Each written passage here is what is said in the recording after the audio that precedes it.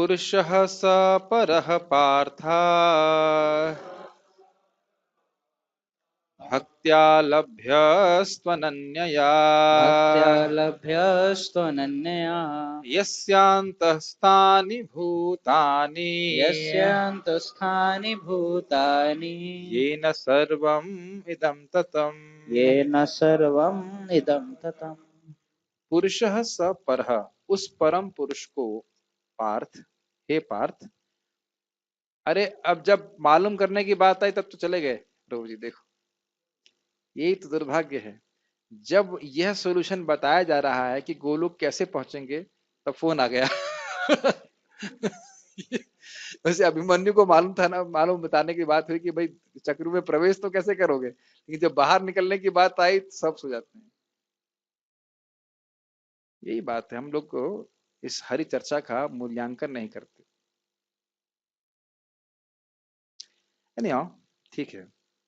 कैसे प्राप्त कर सकते हैं उस स्थान को भगवान बता रहे हैं। अरे ये तो कई बार सुन चुके हैं, हमको पता है सब कुछ, क्या बताएंगे। यही हम मारे जाते हैं, यही मारे जाते हैं। थोड़ा सा लाइट ऑन कर लीजिए, अच्छा रहेगा। पुरुषः स परः पार्थ भक्त्या लभ्यस्तु अनन्या। तो यहाँ पर बताया जा रहा है कि ये जो स्थान है गोलोक धाम, ये दोनों ट्यूबलाइट्स ऑन कीजिए। अरे भाई उतने में उठ के कर लेता कोई लाइट, हाँ ठीक। तो ये जो परम भगवान का स्थान है गोलोक धाम, ये कैसे प्राप्त हो सकता है? अनन्य भक्ति के द्वारा, शुद्धा भक्ति, केवला भक्ति। फिर से पूछूंगा, अनन्य भक्ति का अर्थ क्या है? अनन्य का भक्ति मतलब शुद्ध भक्ति, शुद्ध भक्ति का मतलब क्या है? केवला भक्ति, केवला का भक्ति मतलब क्या है? अनन्य भक्ति। नहीं, क्या है बताइए अनुपम कृष्ण प्रभु, ताकि बार बार याद हो जाए, बहुत धीरे धीरे मन में जाती है बात। यस, श्रवणम कीर्तनम हाँ, विष्णु श्रवणम स्मरणम। कीर्तनम ठीक है, लेकिन मैं कुछ, हाँ अनन्य का मतलब ना अन्य, कि हाँ किसी और की नहीं, सिर्फ कृष्ण की ही एक निष्ठ होके भक्ति करना, ना अन्य। हाँ, मतलब साधन क्या है? कृष्ण की भक्ति, और साध्य, साध्य है भगवान श्री कृष्ण के चरणों की प्रेम में प्रेम की प्राप्ति। और कोई लक्ष्य इस भक्ति का नहीं है। और भगवान के चरणों की प्रेम प्राप्ति के लिए इसने साधन क्या उपयोग कर रहा है? भगवान की ही भक्ति का। ठीक है, ये अनन्य भक्ति। यह शांत स्थानी, इसका अर्थ क्या ले रहे हैं प्रभुपाद जी? मैं थोड़ा समझ नहीं पा रहा हूं, अनुवाद देखते हैं पहले। भगवान जो सबसे महान है, अनन्य भक्ति द्वारा ही प्राप्त किए सकते हैं, स्पष्ट है। यद्यपि वे अपने धाम में विराजमान हैं, हाँ ठीक है। यह शांत स्थानी भूतानी, जो सभी के अंतस्थ में, सभी जीवों के अंतःकरण में परमात्मा के रूप में विराजमान है। ये न सर्वमिदं ततम, क्या अर्थ ले रहे हैं? यद्यपि वे अपने धाम में विराजमान है तो भी वे सर्वव्यापी हैं, और उनमें सब कुछ स्थित है। एक बार फिर से देख लेते हैं। अनन्य यस्य, जिसके अंतस्थानी भूतानी, ये न सर्वम इदम ततम। अच्छा ठीक है, ये अर्थ होगा कि जिनके अंदर, यस्य अंतस्थानी भूतानी, जिसके अंदर सारा जगत है, ये अर्थ होना चाहिए, गलत बोल गया। ये जिसके अंदर सारा जगत है, और ये न सर्वम इदम ततम, जिसके द्वारा, जिनके द्वारा ये पूरा जगत व्याप्त है। यानी भगवान के अंदर सब कुछ है, और भगवान सभी वस्तुओं में हैं। उन भगवान परम पुरुष को अनन्य भक्ति के द्वारा ही प्राप्त किया जा सकता है। इसका, इसकी व्याख्या जो है 9वें अध्याय में भी आएगी। 9वें अध्याय में इसी प्रकार से भगवान बोलते, सब कुछ मुझ में है और फिर भी सब कुछ मुझ में नहीं है, और मैं सब में हूं और फिर भी सब कुछ मैं नहीं हूं।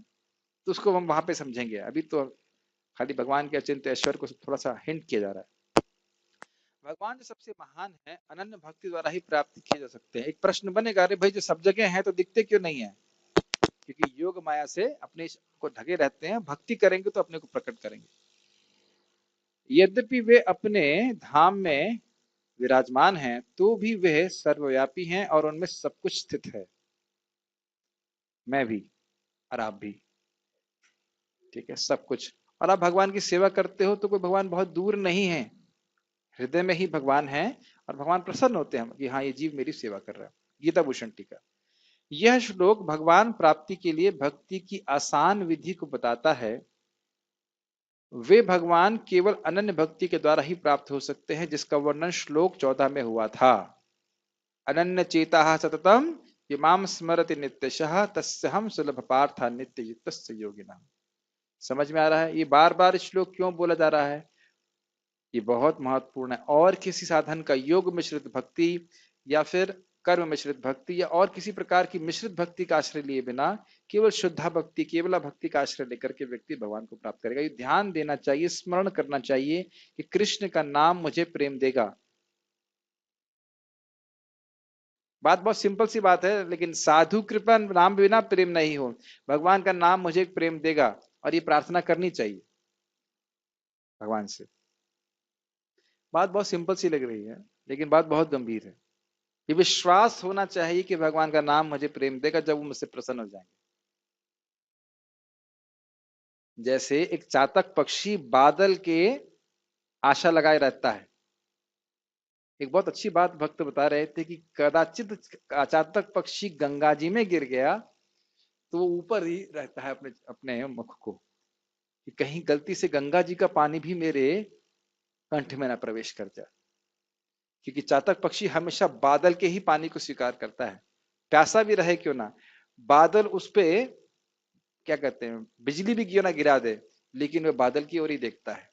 बहुत सुंदर बात है, इसका स्वभाव होता है। उसी प्रकार से शुद्ध भक्त भगवान की ही कृपावलोकन करता रहता है। भगवान कब कृपा करेंगे, कब कृपा करेंगे, इसी आशा में वह भगवान की भक्ति करता है। ठीक है, कहने का अर्थ यह है कि वह और किसी भक्ति के और किसी साधन को, अगर चाहे ब्रह्मा जी भी देने के लिए आए कि भाई साधन कर लो जिससे तुम्हारा उद्धार हो जाएगा, उसका वह आश्रय नहीं लेता। भक्ति ही कोई देखता है। मैं भक्ति के द्वारा प्राप्ति हूं, मैं मतलब भगवान कृष्ण, परंतु योग मिश्रित भक्ति के द्वारा मुझे प्राप्त करना कठिन है। कितना सुंदर बात है, देखिए। शुद्ध भक्ति के द्वारा भगवान प्राप्त करने बड़े सुलभ हैं, नवधा भक्ति, लेकिन योग का मिश्रण कर दोगे तो प्राप्त नहीं हो पाएंगे। एक उदाहरण समझिए, आपने लेंस देखा, लेंस लेंस लेंस से सूरज की रोशनी एकदम फोकस हो जाती है, तो उससे पेपर बहुत जल्दी जल जाता है, लेकिन ऐसे पेपर आप धूप में रखेंगे तो नहीं जलेगा। तो नवधा भक्ति के द्वारा स्पेशल शक्ति, तीव्र भक्ति, एकदम पक्की भक्ति है, इसके द्वारा भगवान प्राप्त होते हैं, और कोई साधन नहीं जो भगवान की प्राप्ति करा सके। ऐसे भगवान के गुणों को अगली पंक्ति में कहा जा रहा है, मुझ में ही सब कुछ है और मेरे द्वारा यह पूरा ब्रह्मांड व्याप्त है। ये समझ में आता है, सब कुछ भगवान की ही शक्ति है और भगवान परमात्मा के रूप में पूरे विश्व में व्याप्त है। अंडांतरस्थ परमाणु चयांतरस्थम गोविंदमादि पुरुषम तमहम भजामि। अंडांतरस्थ मतलब अंडे में स्थित, मतलब अंडे अंडे का अस्तित्व मतलब क्या हुआ, माइक बताइए, माइक बताइए। अंडे में स्थित का मतलब हाँ, ब्रह्मांड में वास्तव भगवान जैसे स्थित है। मैं इसीलिए पूछ रहा था अंडांतरस्थ का अर्थ क्या है। ना ना ना, अंडांतरस्थ का अर्थ है गर्भोदकशायी विष्णु के रूप में हर ब्रह्मांड में स्थित है। फिर अंडांतरस्थ परमाणु चयांतरस्थम, फिर बोल रहे हैं कि हर परमाणु में स्थित है, अर्थात शिरोदकशायी विष्णु के रूप में। समझ में आ रहा है। श्रुति भी भगवान का इस प्रकार से वर्णन करती है, एको वशी सर्वगः कृष्ण ईड्या एकोपि सन बहुदायो वभाति। क्या बोलती है श्रुति, सुंदर माता प्रभु? हाँ, छिपकली को देखने लगे आप कृष्ण को छोड़ करके, ये स्थिति होती। देखी, छिपकली को देखेंगे तो छिपकली बन जाएंगे, कृष्ण को देखना है। एको वशी सर्वगः कृष्ण ईड्या, वह कृष्ण ही परम पूज्य है। पूज्य कृष्ण यद्यपि एक स्थान में रहते हैं, फिर भी वह सर्वव्यापी है। एक स्थान का अर्थ है गोलोक धाम में रहते हैं और अपने को विस्तार करते हुए पूरे जगत पे रहते हैं। यद्यपि वे एक हैं, फिर भी वे अपने को अनेक रूपों में व्यक्त करते हैं। ये गोपाल तापानी उपनिषद का श्लोक है। ये श्लोक समझ में आ रहा है आप लोगों को? भगवान गोलोक पे रहते हैं लेकिन हर कण कण में व्यापी हैं, घट घट व्यापी जिसे कहा जाता है, शिरोदकशा विष्णु के रूप में। यस, वृक्ष एव स्तब्धो दिवि तिष्ठत्य एकस्तेनेदम पूर्णम पुरुषेण सर्वम। वे अकेले ही आकाश में वृक्ष के समान स्थित हैं, संपूर्ण ब्रह्मांड उन व्यक्ति के द्वारा व्याप्त है। महानारायण उपनिषद। तो कभी कभी कोई लोग कहते हैं, अरे भगवान तो सब जगह हैं, तो मंदिर में जाने की क्या जरूरत है? तुमसे पूछो, हमें तो नहीं दिखते भगवान सब जगह हैं, आप कैसे बोल रहे हो कि भगवान सब जगह हैं? मान लो मैं बोल रहा हूं आप लोगों को, तो मंदिर की क्यों जा रहे हो, भगवान तो सब जगह हैं। तो उनसे बोलो आप ये कैसे बोल सकते हो कि भगवान सब जगह हैं, दिखते तो नहीं है। उन्हीं के आर्गुमेंट उनको ही बोल दो, भाई हमें तो नहीं दिखाई पड़ रहा है, कहाँ इधर दीवार में तो नहीं दिख रहे। तो यानी कि हाँ बोलिए, कुछ कहना चाहते हैं, माइक पे बोलो। कहते हैं मन की आंखों से मन देखा। की आंखों से देखो, तो मन की आंख कहाँ है, मन के कान कहाँ है, ये सब बातें तो खाली बोलने की, तो प्रैक्टिकल नहीं, व्यवहारिक नहीं है। तो यह बात उनसे पूछो कि भाई साहब आपको ये कैसे मालूम चला कि भगवान सब जगह है, कैसे मालूम चला। ना आपको दिख रहे हैं ना मेरे को किससे सुन करके, पान वाले से, पान वाले को भी नहीं दिख रहे। किसने बोला, कौन बोल रहा है, कहां से बात आ रही है, भगवत गीता से आ रही है। तो भगवत गीता में खाली यही बोल रहे हैं कि मैं सब जगह हूं। उसी गीता में यह भी तो बोल रहे हैं, पत्रम पुष्पम फलम तोयम यो में भक्त्या प्रयच्छति। वही भगवान कृष्ण भागवत में बोल रहे हैं कि विग्रह में 5 प्रकार की जो धातुएं हैं, उसमें जो मेरा विग्रह बना जाता है प्रमाणिक रूप से, तो मैं सेवा स्वीकार करता हूं। तो खाली एक ही क्या कहते हैं, अर्थ कुकुट न्याय के हिसाब से एक ही बात क्यों स्वीकार करते हो, दोनों बात स्वीकार करो। या तो कह दो भगवान सब जगह नहीं है, तो ठीक है कोई बात नहीं, कहीं नहीं मान लिया बात। एक तरफ बोल रहे भगवान सब जगह है, और दूसरी तरफ कह रहे भगवान मंदिर में नहीं है। मंदिर में है और वो हमारी सेवा स्वीकार करने के लिए उपस्थित होते हैं। एक श्री वैष्णव का ग्रंथ से वो लेख कर रहे थे भक्त ऋतध्वज महाराज ने कोट किया था, बाद में रेफरेंस ने मुझे बताया था। श्रीधर श्री संप्रदाय के अनुसार भगवान के जितने भी अवतार हैं वो उनके विग्रह के अवतार में आ जाते हैं, अर्चा अवतार में आ जाते हैं। इतनी कृपा भगवान करते हैं। हम लोग अपने भगवान के चिन्मय स्वरूप को नहीं देख सकते हैं, इसलिए भगवान कृपा करके आते हैं। तो इस श्रद्धा से व्यक्ति को भगवान के मंदिर में जाना चाहिए। ठीक है, तात्पर्य पढ़िए। यहाँ यह स्पष्ट बताया गया है कि जिस परम धाम से फिर लौटना नहीं होता, वह परम पुरुष कृष्ण का धाम है। ब्रह्म संहिता में इस परम धाम को आनंद आनंद चिन्मय रस कहा गया है, जो ऐसा स्थान है जहाँ सभी वस्तुएं परम आनंद से पूर्ण। जितनी भी विविधता प्रकट होती है वह सब इसी परम आनंद का गुण है। वहाँ कुछ भी भौतिक नहीं है। यह विविधता भगवान के विस्तार के साथ ही विस्तृत होती जाती है, क्योंकि वहाँ की सारी अभिव्यक्ति पराशक्ति के कारण है, जैसा कि 7वें अध्याय में बताया गया है। जहाँ तक इस भौतिक जगत का प्रश्न है, यद्यपि भगवान अपने धाम में ही सदैव रहते हैं, तो भी वे अपनी भौतिक शक्ति माया द्वारा सर्वव्याप्त हैं। इस प्रकार वे अपनी परा तथा अपरा शक्तियों क्या चल द्वारा रहा है, ठीक है चलो हो गया। यस पढ़ी पढ़ी हाँ। इस प्रकार वे अपनी परा तथा अपरा शक्तियों द्वारा सर्वत्र भौतिक तथा आध्यात्मिक दोनों ब्रह्मांडों में उपस्थित रहते हैं। यस्यांत स्थानी का अर्थ है कि प्रत्येक वस्तु उनमें या उनकी परा या अपरा शक्ति में निहित है। इन्हीं दोनों शक्तियों के द्वारा भगवान सर्वव्यापी हैं। समझ में कृष्ण आ रहा है आपको बात।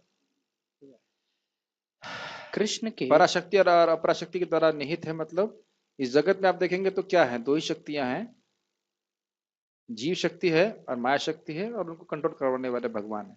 शक्तियां दो ही हैं। यस।